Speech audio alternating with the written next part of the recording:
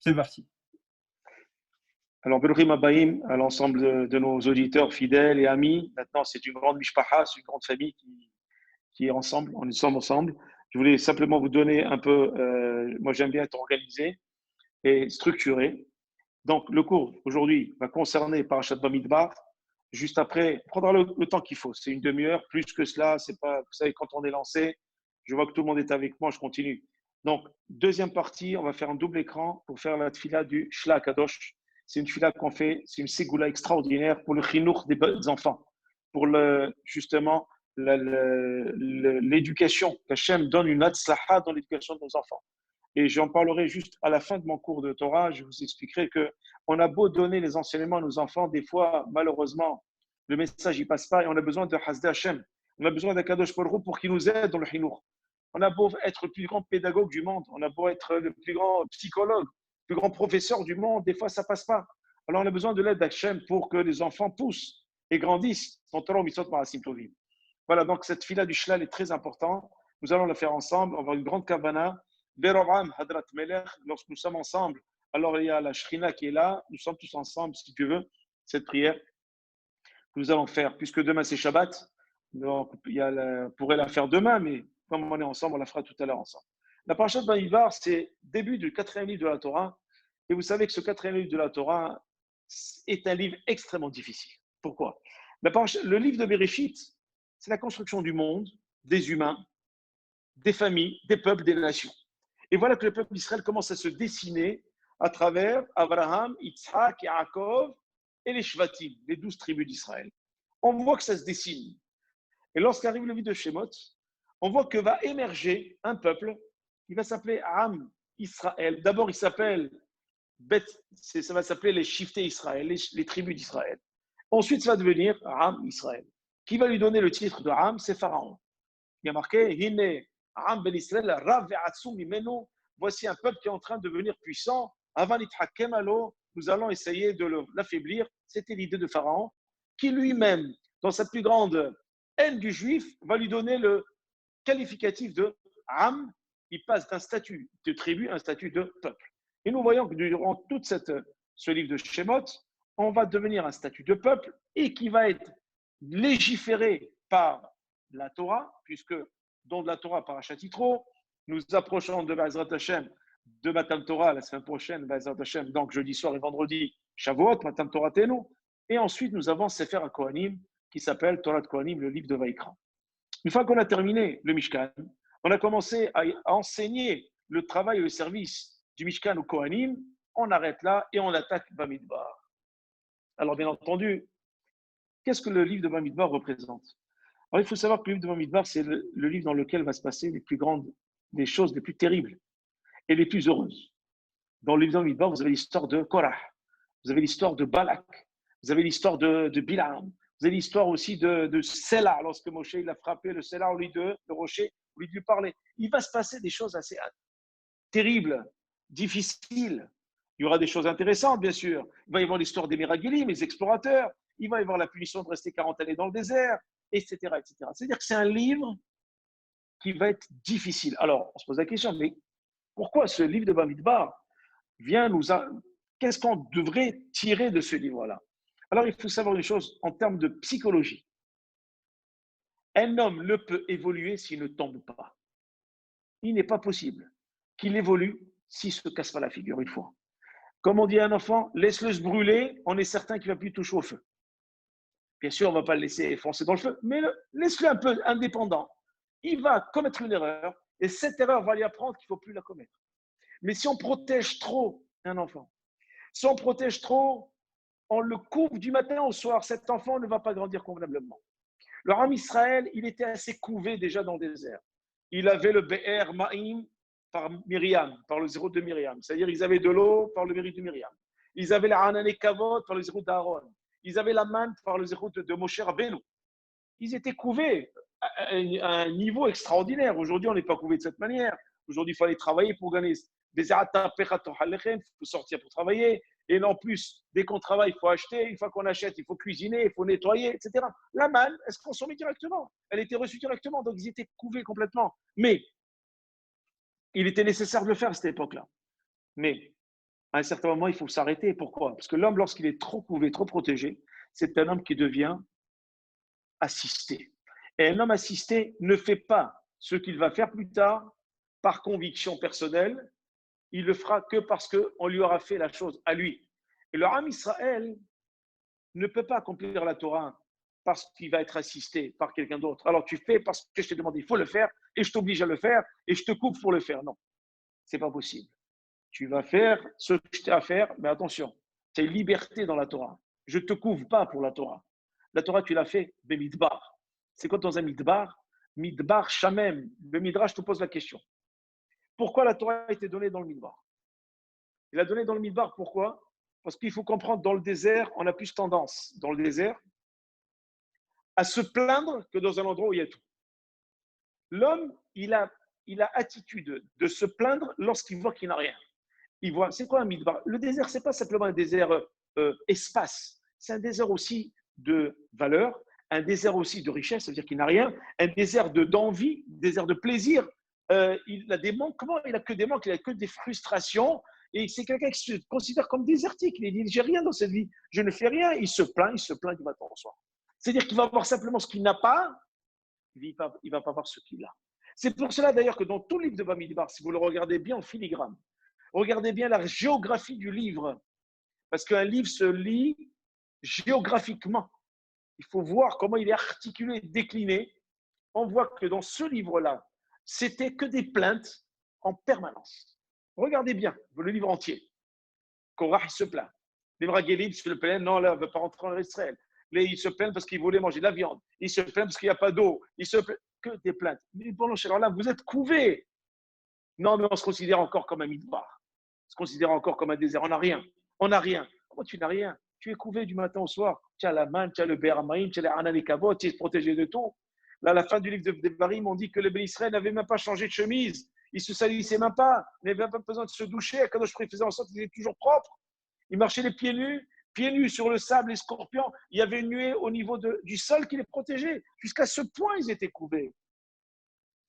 Mais lorsqu'on est couvé de cette manière-là, on le voit que l'homme, il est astreint simplement à se plaindre. Pourquoi? Parce que plus on donne sans expliquer les choses et sans dire que je peux donner et à un moment je ne peux pas donner, la personne, elle se plaint parce qu'on lui en donne trop. Elle se plaint parce que puisque tu m'as trop donné, maintenant je veux encore plus. Et le plus, tu ne me l'as pas donné, donc je me plains du plus et je ne veux plus tenir compte de ce que tu m'as donné avant. Chers amis, ça c'est purement psychologique. C'est pour ça que le Midbar nous dit que le Midbar, il a double tranchant. Double, ça veut dire je vois que je n'ai rien, donc je me plains. Mais aussi l'autre volet, c'est là-dessus que je voudrais insister cet après-midi avec vous. L'autre volet, c'est lorsque je me considère comme un désert, alors je peux tout recevoir. Lorsque je me considère comme quelqu'un qui n'a rien, je peux tout recevoir. Pourquoi? Parce que je ne peux pas recevoir si je suis déjà plein. C'est pas possible. Je ne peux pas recevoir si je suis déjà plein. Si je suis déjà plein, eh ben ça y est. La Torah, j'en ai pas besoin. Je n'ai pas besoin qu'on me remplisse le verre puisqu'il est rempli. Je suis suffisant. C'est terminé. J'ai besoin de rien du tout. Alors, vient nous dire le Midrash, un homme qui pense qu'il a tout, c'est quelqu'un qui n'avancera jamais.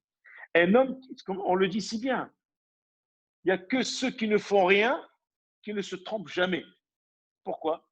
Parce que celui qui est dans le faire en permanence, il est obligé de se casser la tête un jour ou l'autre, ou glisser, ou tomber. C'est pour ça que le cœur, pour qu'il fonctionne, il faut qu'il fasse des hauts et des bas. Des hauts et des bas. Ça veut dire qu'il y a une vie. Ça veut dire qu'il y a quelque chose qui se passe. Un homme, il y a marqué, il n'y a pas un homme qui existe dans ce monde qui n'a pas fauté. Même Moshe Rabbeinu a commis des petites fautes. À son échelle, bien sûr. C'est pour ça qu'il n'est pas rentré en Eretz Israël. Nous, si on avait fait les fautes qu'il avait fait Moshe Rabbeinu, on serait nous des lumières. Mais à son niveau, il a fait des petites erreurs. Abraham aussi. Yitzhak, Yaakov, chacun a fait des petites erreurs. Pourquoi? Parce que la Torah n'est pas un roman. Dans un roman, l'Abdil ben Atamel Atahor, dans un roman, tout le monde est beau, tout le monde est magnifique. Le héros, il meurt jamais. Il reçoit des balles de tous les côtés, ça va dans tous les sens sauf sur lui. Pourquoi? Parce qu'on est dans le sheker, parce qu'on est dans le mensonge. Les romans, c'est du mensonge. Les films, c'est du mensonge. Le héros, il meurt jamais. Parce que s'il meurt, il n'y a plus de film. Il n'y a plus d'histoire. Donc, il faut le laisser vivre. Malgré qu'il soit dans des bombes, il meurt jamais. Mais la Torah, elle est émette. Torah, Moshe Emet Vetorato Torat Emet. Pourquoi? Dans le Emet, dans la vraie vie, il y a des hauts, il y a des bas. Il y a des moments où on est au top et des moments où on peut glisser. C'est pour cela que la parasha de Bamidbar nous explique quelque chose de magnifique. Elle nous dit, dans tout le livre, on voit des hauts et des bas. Parce que le livre de Bamidbar, c'est la construction du peuple d'Israël. C'est la construction du peuple d'Israël. Ça veut dire quoi la construction du peuple d'Israël? Ça veut dire que lorsqu'on construit une personne, chers amis, lorsqu'on construit une personne, on ne construit pas sans difficulté. Lorsqu'on éduque un enfant, on ne l'éduque pas sans difficulté. Et je fais une jonction avec le Shlach Kadosh. Aujourd'hui, cette préparation a été faite d'une manière intentionnelle pour qu'il y ait une jonction à la fin avec le Shlach Kadosh, puisque la Tfila concerne l'éducation des enfants. Et j'ai une pensée très forte, puisque je le répéterai à la fin, mais je le dis maintenant que ce Dvar Torah, c'est Léonishmat Yakot Remont, Bat Hanna et Betzini, dont c'est la Skara ce Shabbat. Et j'ai une pensée aussi pour Reuven Ben Miriam Abikassis. Le fois Shlema à Casablanca, il est dans le coma depuis 4 semaines. Et Léonishmat Raphaël, Mkhlouf, Lucien Ben Raphaël, qui n'a pas de garçon. Donc, nous sommes tous sa famille aujourd'hui pour rappeler sa mémoire. Il est décédé il n'y a pas longtemps.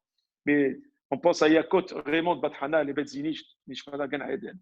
Et je voudrais revenir qu'un enfant, lorsqu'on commence à l'éduquer, et si vous ne ressentez aucune difficulté, c'est que nous avons un problème dans notre éducation. Si tout va bien avec l'enfant, c'est qu'il y a un problème. Je m'explique. Ça veut dire quoi? Et enfin, vous savez pourquoi? Parce que si je n'ai pas de problème avec mon enfant durant des années d'éducation, c'est que j'ai toujours fait ce qu'il a voulu que je fasse. Si je fais tout ce qu'il a voulu que je fasse, ce n'est pas de l'éducation. C'est une catastrophe. Et je peux aller dans l'autre sens. Ou bien, c'est un enfant qui est carrément assisté à 100%, aucune personnalité, et qui écoute tout ce que je lui dis. Et là aussi, on a un gros problème. Il faut que l'enfant soit géré. Quand je parle d'un enfant, ça peut être un peuple d'Israël. C'est-à-dire que lorsque j'élève un enfant et que j'ai des hauts et des bas, des difficultés terribles, parce que des fois c'est dur, des fois il me répond, des fois il n'accepte pas, des fois le message ne passe pas, mettez de filine, non il ne veut pas, le lendemain, oui, il court pour faire la tadaïm, viens, je t'enseigne un peu, viens étudier un peu, non je ne vais pas étudier, viens manger kasher, fais attention, mais la kippa, fais les balachot, il y a des difficultés. Eh bien c'est positif, c'est positif. Pourquoi? Parce que je suis en construction d'une personne. Et je ne construis pas quelque chose sans casser des briques pour plus tard former un bâtiment. Je ne peux pas. Je ne peux pas ne rien casser si je veux construire quelque chose. C'est pas possible. C'est impossible. Quelqu'un qui vous dit qu'il a éduqué son enfant, que c'est rectiligne de 0 à 20 ans, il marie, il est parti, aucun problème, c'est un menteur. C'est pas possible. Pourquoi? Parce qu'un enfant, c'est pas un robot. Il a sa personnalité et quelquefois, il a des hauts et des bas. Des fois, il glisse, des fois, il a envie de glisser pour connaître le fond, pour remonter vers la lumière. Mais afela les ora, pour bien évaluer la lumière, il faut aller dans l'obscurité. Il n'est pas obligé d'y aller. Mais quand il tombe, il réalise vraiment qu'il est en train de faire une erreur. Chers amis, c'est ça le livre de Bamidbar. Tout le livre de Bamidbar, c'est la construction du peuple d'Israël. Il s'est construit avec l'histoire de Meragelim, des explorateurs, où ils ont dit des choses terribles. Et Korah, qui a accusé Moshe Rabbeinu d'adultère pour faire passer sa cause. Vous rendez-vous compte ce qu'il a fait? Il a accusé d'adultère. Alors c'était faux pour faire passer sa cause, pour prendre la place d'Aaron à Cohen. Ça veut dire qu'on est dans une situation là où pour éduquer tout un peuple, puisque là c'est les enfants d'Akadosh Baruch Hu, on est obligé de passer par des difficultés terribles. Pourquoi cela, chers amis? Pourquoi on est arrivé à ce rythme? Pourquoi? Parce que tout simplement, on n'a pas su se mettre en condition de désert. Le désert, c'est la hanava. Le désert, c'est la hanava. Le désert, c'est l'humilité. Un homme qui se considère comme un désert, ça veut dire qu'il dit, moi, non, j'ai pas de qualité, je suis désert, je suis rien, je suis rien. Tout ce que j'ai à faire, j'ai tout à construire. J'ai tout à construire. C'est pour ça qu'Hachem, il a donné la Torah sur le plus petite montagne et dans un désert total. Il n'a pas donné la Torah dans l'Hilton ou au Sheraton ou à Tel Aviv ou dans le plus grand hôtel de Jérusalem. Il a donné dans le désert pour montrer que la Torah ne peut se donner que dans un désert. si tu ne te considères pas comme un désert de connaissances, désert de valeurs, désert de personnalité, et que c'est la Torah qui va te construire, tu ne peux pas recevoir la Torah.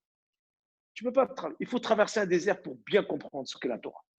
Et le peuple Israël, il a fallu qu'il passe par ce moment-là pour devenir Am Israël, après on est Eretz Israël. Si aujourd'hui on est Eretz Israël et aujourd'hui on est Yom Yerushalayim, Gabi, Shabbat Shalom.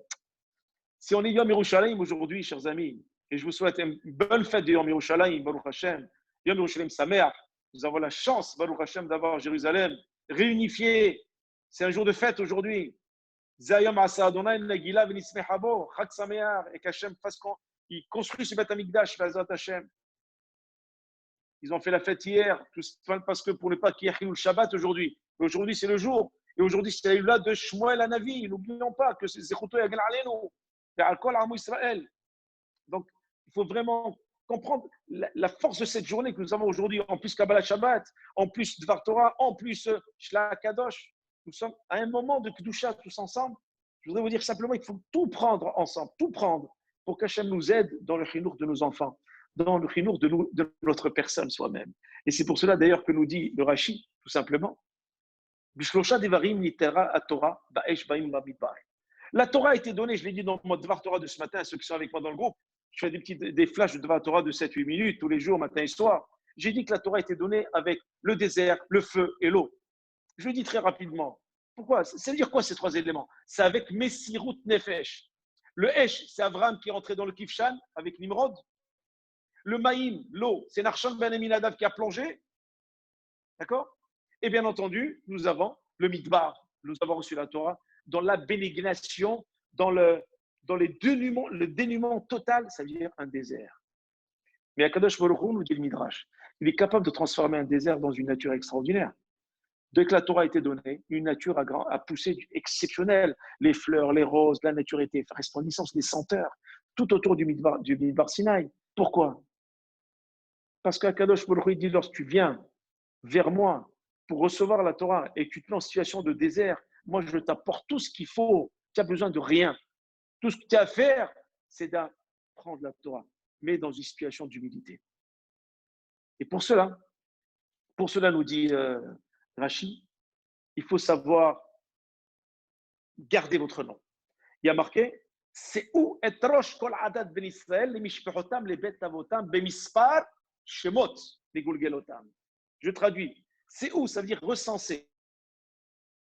C'est la troisième fois que Kadosh Baruch Hu recense les Ben Israël. Il va le recenser en sortant d'Égypte, à Hegel et maintenant. Troisième fois. Pourquoi il les recense? Hachem, il ne sait pas combien ils sont. C'est en relation à ce que j'ai dit tout à l'heure. Il les recense. Pourquoi? Mitoch hibbato moneotam kol sha'a. Ksheatsu mimitzrayim, shenaflu ba'egel, ou kshe'bao le'ashrot shechinato alem bena'an. Premièrement, ils sont sortis d'Égypte pour leur montrer son amour. Il ne les sort pas parce qu'il faut les sortir, par orgueil pour montrer, voilà, moi je suis votre Dieu. C'est pas, qu'est-ce qu'ils vont dire de moi? Non, je vous sors parce que c'est pour vous que je vous sors. Vous allez recevoir la Torah. Et après le Hegel, il y a eu une catastrophe. Il fallait leur montrer son amour, malgré qu'il y a eu une Maggefa de 3000 personnes. Après le Hegel, après le Vaudor. Et maintenant, il les compte. Une fois que le Mishkan a été fini, établi, maintenant que la Shekhinah s'est installée, maintenant, l'installation est définitive. Donc maintenant, il faut commencer à étudier la Torah et à se construire un peuple. À ce moment-là, il les a. Hibbatan. C'est quoi Hibbatan? Ça veut dire quoi Hibbatan? Quoi? Il a besoin de les compter pour dire je vous aime. Dis-leur je vous aime, les enfants, je vous aime. Banayhem.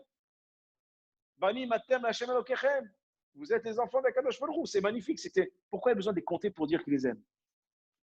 Alors, une Gemara qui dit quelque chose de magnifique, c'est une Gemara qui est assez connue, et qui a été relié aussi, le Ba'alarim, Hidusharim, il le rapporte, il dit Davar shebeminyan afilu be'alef be'elef lo batel. Une chose qui est comptée, même si on le mélange, même si quelque chose de très minime, on le mélange dans 1000, il s'annule jamais. C'est pour ça qu'Akadosh Baruch Hu, il a marqué Lo ratza Akadosh Baruch Hu shiu ben Israël betelim betoch ha'umot. Akadosh Baruch Hu, il n'a pas voulu que les Ben Israël, qui sont le petit nombre dans tout le monde entier, si vous regardez combien on est par rapport au monde entier, on est 14-15 millions. Les autres sont des milliards, des centaines de millions. Mais on n'est pas battel au sein des nations d'Israël. C'est pour cela d'ailleurs, Siva limnotam ve'asaam lidvar shebiminyan she'eno batel verom. Ce midrash est extraordinaire. C'est une Gemara qui a été rapportée par Al-Hidush Harim. Je vais développer maintenant. Il dit, moi je trouve ça merveilleux, je vais essayer de vous faire passer ce que je ressens. Voilà.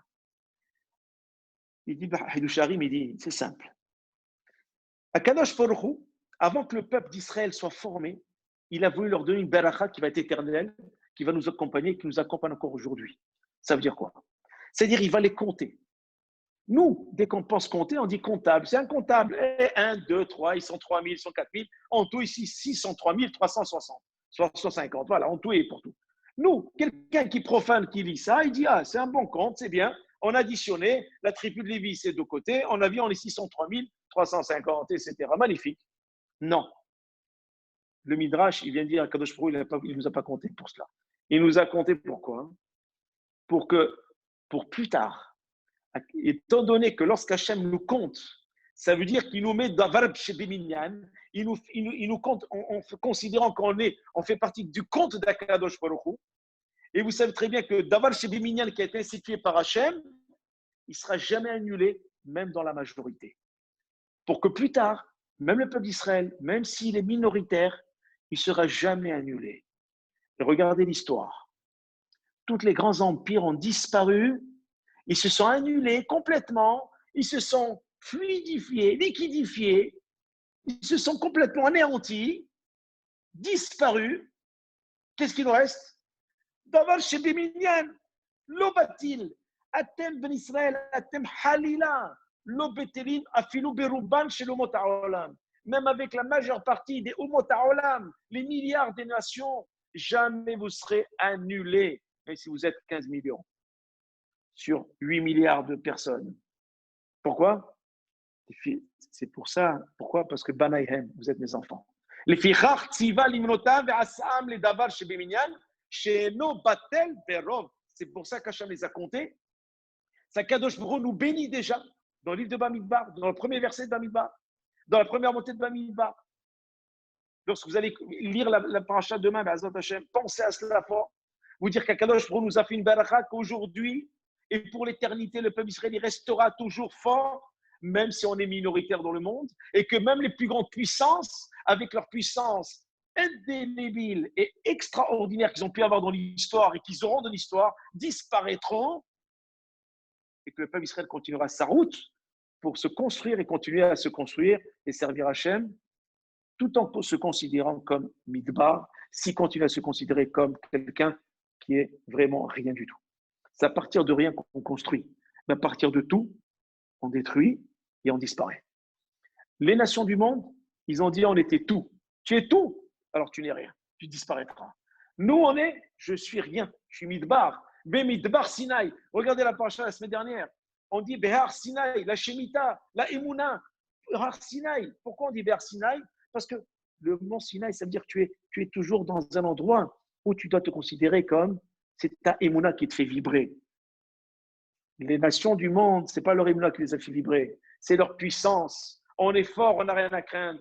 On est tout. Alors elles sont détruites, elles ont disparu. Toutes disparues. Et on les cite, hein, il y en a. Hein. Et combien de mal elles ont fait au blé Israël? Elles ont toutes disparu. Il ne reste plus que des pierres, des vestiges que les touristes vont prendre des photos et ensuite ils repartent à la maison pour remplir leur pellicule. Il n'y a plus rien. Le Ham Israël, on n'a pas de vestiges à laisser. On a Beth Amikdash. Pourquoi? Parce que ce kotel, il est là pour les chauffe, les Beth Amikdash Shlishi, pour aspirer à la reconstruction. C'est pour montrer justement qu'on aspire à la reconstruction. Mais finalement, si on veut vraiment comprendre pourquoi on a été compté, c'est parce qu'Hachem nous aime. Parce qu'Hachem, il nous a dit, regardez, ce compte-là, il a de la vaut pour plus tard, vous allez voir, vous allez continuer à vivre. Je continue. Ça, c'est la deuxième chose. Troisième chose, et là-dessus, je voudrais un peu insister aussi, il y a marqué que les Mishpachotam, les Bet Avotam, Bemispar Shemot. Les Mishpachotam, leur famille, les Bet Avotam, la maison de leur père, Bemispar Shemot, le nombre de leurs noms. Et ceux qui sont hébraïsants, ceux qui parlent bien l'hébreu moderne, ceux qui sont vraiment des spécialistes de l'hébreu moderne, C'est pas de l'hébreu, ça. Il y a une redondance 3 fois. Shperotam, leur famille, la maison de leur père et le nom. Dis-le pour leur famille, c'est on a compris. Aujourd'hui, on a besoin de dire tout ça pour arriver à dire leur famille. Dis pour leur famille, on a compris. Le père, les mishperotam, et mispar shemot, le nombre. Dis mispar mishperotam, le nombre de familles, on a compris. La Torah, si elle a insisté, nous allons voir que c'est un bijou qui va sortir de cela. Il dit Koham shel Ben Israël. Et ça, c'est un livre qui s'appelle Laurent Ambert qui dit ça. La force du peuple d'Israël, la puissance du peuple d'Israël. Les hasik betaharat mishpahotehem. C'est de tenir et de préserver la pureté de leur famille. Hier, nous avons parlé, j'ai fait mon devoir Torah l'après-midi, j'ai parlé de Lala Soulika qui est enterrée à Fès. Zichrona libracha.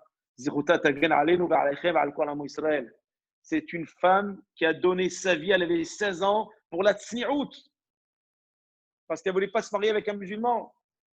J'ai raconté l'histoire hier. Regardez dans le groupe WhatsApp hier, vous verrez. Pourquoi? Pour garder la tahara.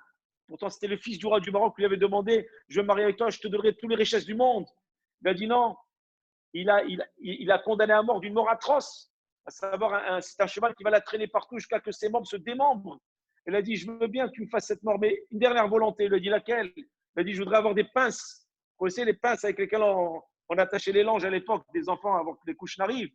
Des grosses pinces. Pourquoi? Même pas une cinquantaine. Elle a pris sa peau avec sa robe. Elle a attaché tout cela pour que.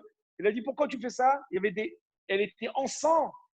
Elle a dit pour que lorsque vous allez me tuer, traîner mon corps pour qu'il se déchiquette, vous ne voyez pas mes jambes, vous ne voyez pas mes pieds, que je sois complètement couverte, même lorsque je vais monter chez Akadosh Baruch.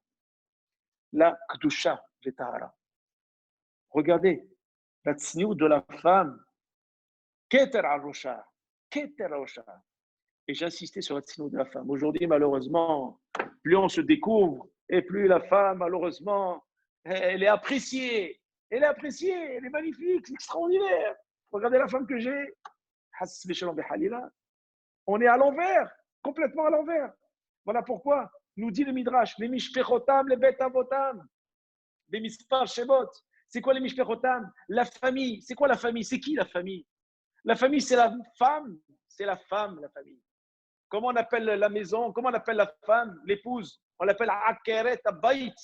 La base, la fondation de la maison, le fondement de la maison, c'est la femme, c'est la maman, c'est l'épouse. Les betavotam, ensuite, c'est la maison du père. Ça veut dire le père. Il y a la femme d'abord. Après le père, les mispar shemot. Et après, il y a les noms. C'est qui les noms? C'est les enfants. Quel renom tu vas laisser dans cette famille-là? Quel shem tu vas laisser dans cette famille-là? Quelle réputation tu vas laisser? Quel kiddush Hashem tu vas laisser? Ou chas v'shalom, le contraire. Et pour cela, ça commence par la femme. Les mishpechotam. D'abord, mishpacha zotisha. Tout vient de la femme. La bracha vient de la femme. Et le contraire, chas v'shalom, vient de la femme. Si elle n'est pas à la hauteur. Ça veut dire que finalement, le Midrash nous dit, si la Torah ici, elle a dit les mishpechotam, les betavotam, les mishpar shemot, ce n'est pas des redondances. Ce n'est pas du tout une répétition. Pas du tout. C'est parce que tout est basé sur la femme. Et parce que toute la tahara, la gdusha de la femme, elle va influer sur le mari, elle va influer sur les enfants, elle va laisser un shem à la famille. Et ensuite, plus tard, à 120 ans, on dira Tov Shem, Ishem Tov. Il vaut mieux avoir ce shem qu'avoir toutes les richesses du monde à laisser dans le monde. On a laissé Shem Tov. La tsni'out de la femme. Tsni'out de la femme, c'est Keter Arosha. C'est une couronne sur sa tête. Et il a marqué plus tard que Keter al Mishpahta, c'est une couronne sur son mari, sur toute la famille. Et c'est pour cela que nous dit Yichusam begalout à caché.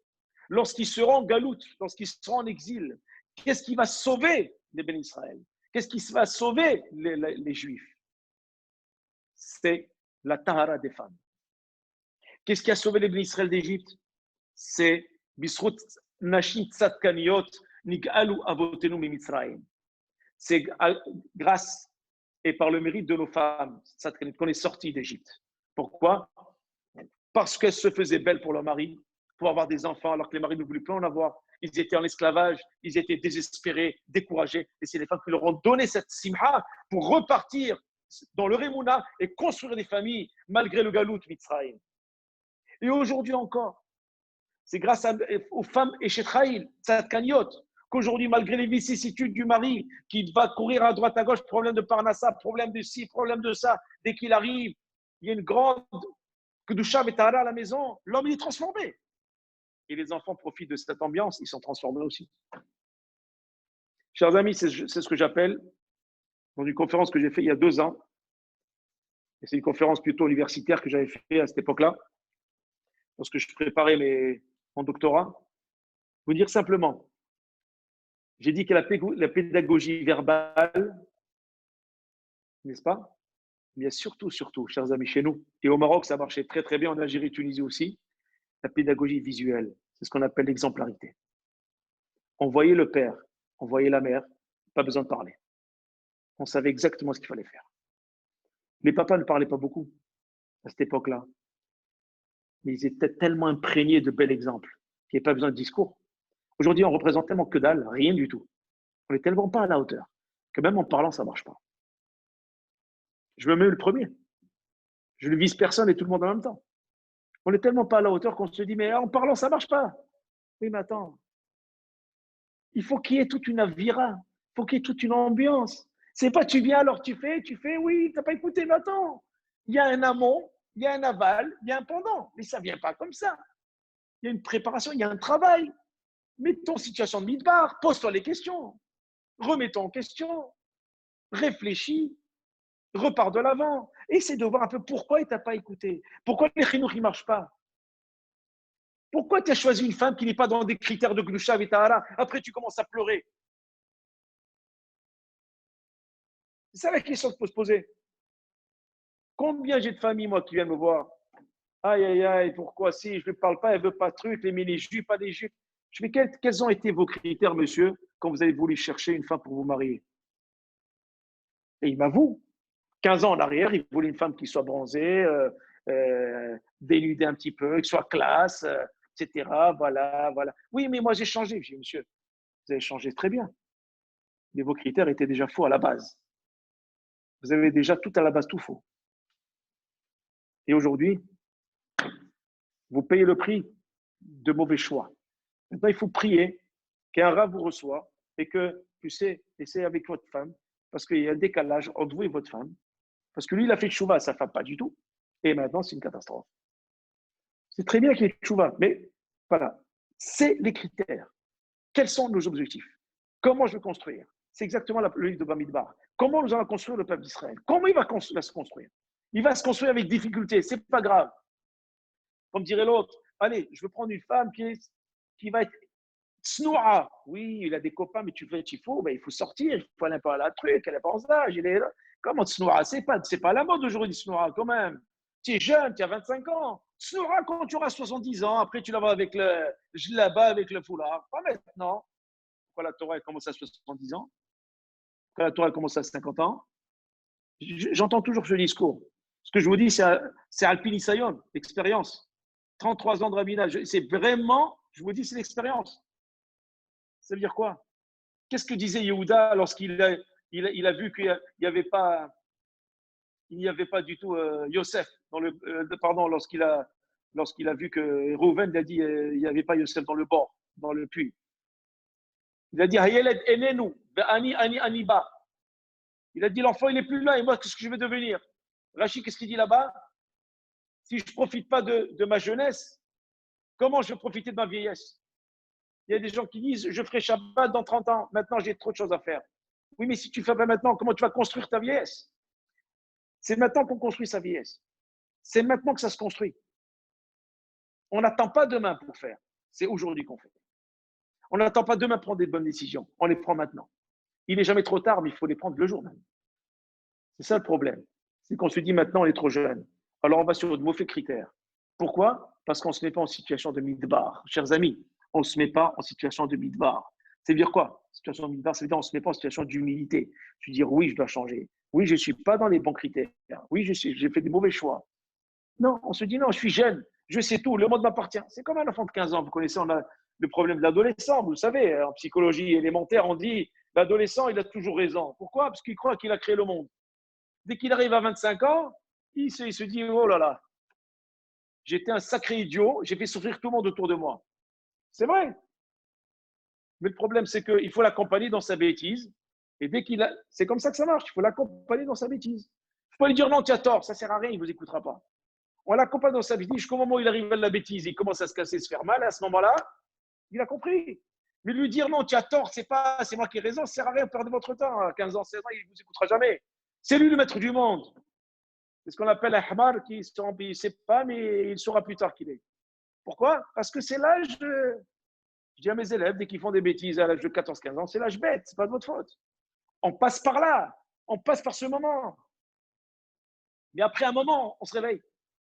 Ces étapes ne sont pas obligatoires, mais elles sont là. Le peuple d'Israël, dans tout livre de Bamidbar, il va traverser tous ces champs-là. Tous ces champs psychologiques, pédagogiques, instructifs, de construction, de reconstruction vont commencer. À la fin de ce confinement, qu'est-ce qu'on a? On doit se reconstruire. On doit se reconstruire sur de nouvelles bases. Les nouvelles bases, on les a pris pendant les cours et les cours. Maintenant, on sort. On sort maintenant à l'extérieur. On se confine au niveau de la Torah, mais on se déconfine au niveau de vie du quotidien. Mais on a besoin de se reconstruire autrement. C'est exactement ça. Dès que nous allons sortir, tout le monde, en Israël, ils sont déjà sortis, Baruch Hashem. Au Maroc, c'est à partir du 10 juin. Nous, on a commencé lentement dans chaque pays, parce qu'on nous entend aussi aux États-Unis, et c'est pas encore fait encore. Mais lentement, lorsqu'on va sortir, il va falloir, n'oubliez pas que c'est le désert qui est dehors. Hein. Nous, on s'est rempli de Torah, mais c'est le désert qui est à l'extérieur. C'est-à-dire, on va rencontrer encore des défis, mais des défis différents, mais nous serons prêts pour les relever parce que nous avons appris, nous avons compris, nous avons tiré les leçons et les conséquences de ce qui s'est passé. Voilà, chers amis, pourquoi. Gardez vos noms. Gardez vos noms. Ça veut dire quoi, les noms? Vos renoms et noms. Non, ça veut dire l'identité. Éloignez-vous des mauvaises influences. Éloignez-vous de tout ce qui est étranger afin de garder les mishporotam, les bêtes avotam. Voilà, chers amis, pourquoi il est nécessaire, pour revenir un petit peu pour revenir un petit peu à ce que j'ai dit tout à l'heure, voilà pourquoi il est nécessaire de passer par plusieurs étapes, des fois difficiles. Mais ce sont des étapes qui sont obligatoires. On n'a pas le choix. Quand vous voyez le livre de Bamidbar, ne soyez pas choqués, vous allez voir des choses terribles, des belles choses. Vous allez voir même que Moshe Rabbeinu va prier pour que Korach meure, alors que Moshe ne prie jamais pour la mort de qui que ce soit. Ça va choquer, mais parce que des fois, il y a tellement de problèmes il y a un verre dans un fruit. Ce verre-là, si on le garde, c'est le fruit entier qui part. Korach, Moshe s'est rendu compte que finalement, c'était plus possible de le protéger. C'était plus possible. C'est pour ça qu'il y avait Mitash Mishuna, une mort différente. Pourquoi? Parce que, il fallait un exemple. Il fallait avoir attention. Celui qui touche la Kedusha Kadosh Baruch Hu, celui qui Chilul Hashem, c'est la pire des avérotes. C'est pour cela, chers amis, qu'aujourd'hui, avant que le livre de Bamidbar commence, et c'est une bonne chose, Baruch Hashem, que ça tombe comme ça, Bamidbar, c'est une nouvelle vie qui commence, c'est la construction du peuple juif, avec des hauts, avec des bas, parce que c'est ça la vie. On passe des étapes difficiles, mais ça ne veut pas dire qu'on est dans le mauvais chemin, pas du tout. C'est comme pour l'éducation. Je l'ai dit tout à l'heure au départ. L'éducation, plus elle est difficile, ça veut dire qu'on est dans le bon chemin. Ça veut dire qu'on est en plein effort, ça veut dire qu'on est en train d'éduquer. Ça veut dire qu'on est en train d'élever, ça veut dire qu'on est en train de travailler. Et vous verrez que plus tard, ça donnera des fruits. Parce qu'il y a de l'effort. Adam, les amal, yulad. L'homme est là, les amal, pour œuvrer, l'effort, en plein sens, l'effort. Effort, ça veut dire on prend des forces. Effort, ça veut dire force. Ça ne veut pas dire que je vais m'affaiblir. Il y a des gens qui disent j'ai fait trop d'efforts, je vais dormir. Ça, c'est dans le monde goy. Dès qu'ils font 2 efforts, ils vont prendre 2 bières, ils font un deuxième effort, un autre pastis, et un autre pastis, chaque demi-heure pour faire. Non. Chaque fois qu'il y a un effort chez nous, ça veut dire on devient plus fort. Pourquoi? Parce qu'on est passé un cran au-dessus. Chaque fois qu'on est dans l'effort, ça veut dire que finalement on avance. Même si on se fatigue, c'est une fatigue physique. Mais spirituellement parlant, on avance. On sait qu'on avance. Pour cela, il faut que la famille soit soudée. Il faut que les mishpechotam, les betavotam, les mispar shemot, que les mishpechot soient ensemble. Et sachez simplement que si on garde la tsniout de la femme, tsniout de l'homme, je parlais de la femme, je parle de l'homme aussi, hein, les djintro et les traloué, l'Abbas, vous avez compris, les shorts à la synagogue, tout ça. Bon, on a parlé de la synagogue, on a fait une conférence sur le respect de la tfila, le respect de la synagogue déjà, on ne va pas reparler. Il y a aussi le tsniout des enfants, la tsniout aussi au niveau du verbal, comment on parle. On dit, mais pourquoi mon fils il m'a répondu comme ça? Qu'est-ce qui se passe? Et tu as vu comment tu parles à ta femme? Tu as des mots qui sortent, il répète ce que tu dis. Ou bien aussi, ce qu'on appelle la tsniout comportementale, le comportement. Comment je vais me comporter au quotidien? L'enfant, il voit, vous me croyez qu'il ne vous voit pas, mais il voit tout. Il sent tout. À ce moment-là, il va s'imprégner de ce que vous lui renvoyez comme image de vous, avec votre mari, etc. Donc, si vous voulez, la base commence à la maison. Tout commence à la maison. Et c'est cela que fait Akadosh Baruch Hu. Il a pris le peuple d'Israël, il les a mis dans une maison. C'est quoi la maison? Le Midbar, le désert. Ils sont seuls, personne. Pour construire, il faut garder à la maison. Tout se passe à la maison. Ne donnez pas le travail si noble à faire par d'autres. Parce que si vous ne faites pas votre travail avec les enfants et vos familles, vos femmes et épouses, c'est la rue qui le fera à sa place, à votre place. Et si la rue s'en charge, oui, bah oui. Voilà pourquoi, chers amis, l'école va faire sa petite part. Mais le travail fondamental, c'est vous. C'est pour ça qu'Hachem a isolé le peuple d'Israël dans le désert, dans une grande maison qui s'appelle le Midbar, afin de les mettre avec lui. Il a dit maintenant, on va passer par des champs d'action qui vont être difficiles, haut, bas, en haut et en bas, c'est pas grave. Mais on va aller, on va travailler. Il y aura des séquelles dans ce travail. Oui, il y aura des korah, il y aura des braguelis, il y aura des ci, il y aura des ça, certes, il n'y a pas de problème. Mais vous allez avoir des exemples de ce qu'il faut faire, mais vous aussi, vous aurez des exemples de ce qu'il ne faut pas faire. C'est ça qui est important. Et si on a compris cela, alors, Be'ezrat Hashem, Be'al Mekomo, Yavo Beshalom, Akadosh pour qu'on fera en sorte que chacun, nos familles, vivront Beshalom. Et c'est quoi Shalom? C'est l'attribut d'Akadosh Baruch Hu. Baruch Ata Hashem, Amevarech et Amo Israël. Shalom. Akadosh vous protège. Vous soyez toujours dans le Shalom, la sérénité, la santé. Amen. Et je voudrais juste, pour terminer, il y a beaucoup de choses à dire. Je peux parler des heures. C'est une paracha magnifique. Mais comme c'est de Shabbat, etc., je ne vais pas prendre trop votre temps. Mais voilà des pistes de réflexion sur ce. Ça, c'est juste un verset. Hein. C'est un petit verset de la Torah, c'est tout. Tout ce que je vous ai dit maintenant, c'est un petit verset. Et encore, je ne suis pas rentré encore dans. Il y a des Gmarot Avodah Zara qui apparaissent. Il y a aussi d'autres Gmarot qu'on peut rapporter. Il y a le Kuchimoni qui dit des tas de choses sur le premier verset. C'est la merveille de la Torah. C'est les splendeurs de la Torah. Nous avons quelque chose qui nous rend éternel. Kadosh Baruch Hu il nous a compté, non pas pour nous compter parce qu'il a peur qu'on se perde, non, parce qu'il ne veut pas qu'on se perde avec les nations. Il ne veut pas qu'on se mitbalbel, qu'on se assimile avec les nations, au contraire. Il veut qu'on reste spécifiquement nous-mêmes, Mispa Shemot, qu'on garde notre nom, notre identité, notre judaïsme. Et Akadosh Baruch Hu nous protégera parce que Davar Shebebinyan, Afilu Be'elef Lobatil, quelque chose qui est compté par Akadosh Baruch Hu, même parmi des milliards de personnes, on ne sera jamais annulé. Les autres s'annuleront, mais jamais nous. On sera toujours éternel et protégé par Akadosh Baruch Hu pour l'éternité. Amen et Amen. Ce Dvar Torah, c'est nous Nishmat, Yakot, Raymond, Bat Hana, les Betzinit, dans l'Askara ce Shabbat et lundi. Une Refa Shelema, Reuven, Ben Irem Abikassis, et Léon Nishmat, Berlouf, Lucien, Raphaël, Raphaël, donc c'est aujourd'hui aussi sa Skara. Et je voudrais ramener quelques noms aussi. C'est un nom qu'on m'a donné à l'instant. C'est Reuven Robert Abekassis, Lefa Shlema Ben Satachem, et Lefa Shlema aussi, Lefa Shlema Shmuel Bouzaglo Ben Olga. Amen, Amen, Amen. Maintenant, nous allons commencer la tfila du Shla Kadosh. Vous êtes prêts? Michael, tu mets en double image. Et bien sûr, ensuite, après le Shla Kadosh, ensemble, nous allons nous souhaiter, on va ouvrir les micros, on va se souhaiter, bien sûr, Shabbat Shalom. C'est le moment que je préfère, je vous l'avoue.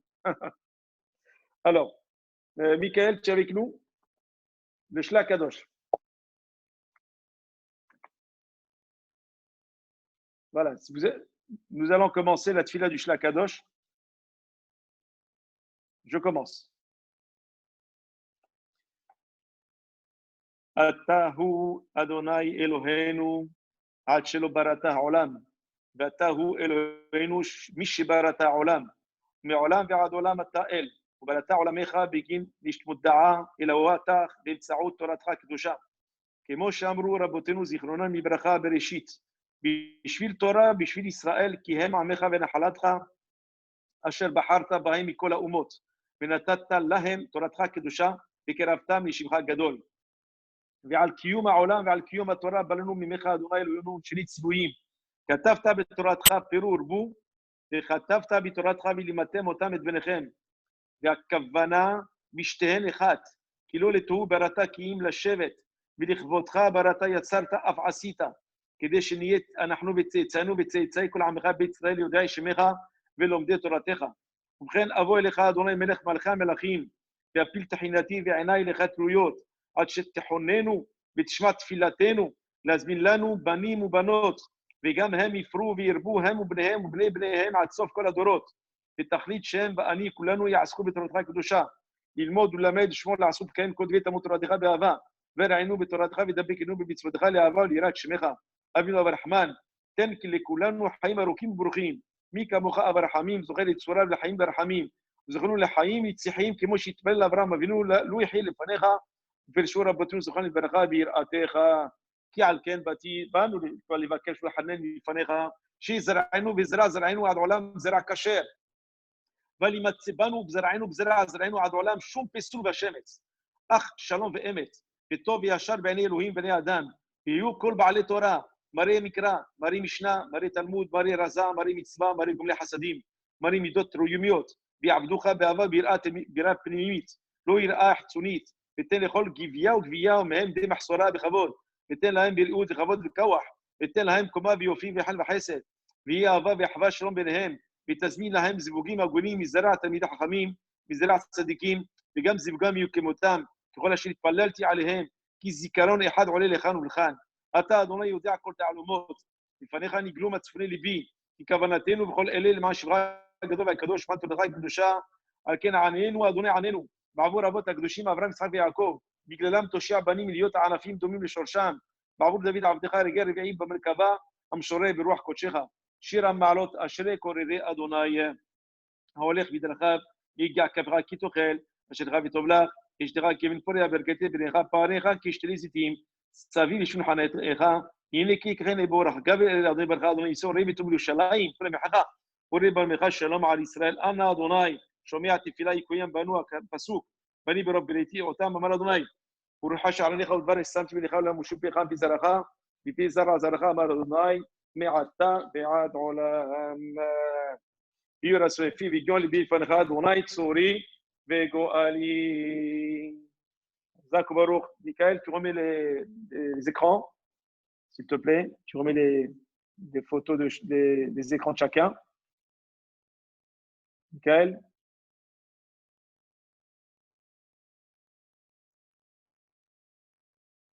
Michael, tu remets les écrans de chacun.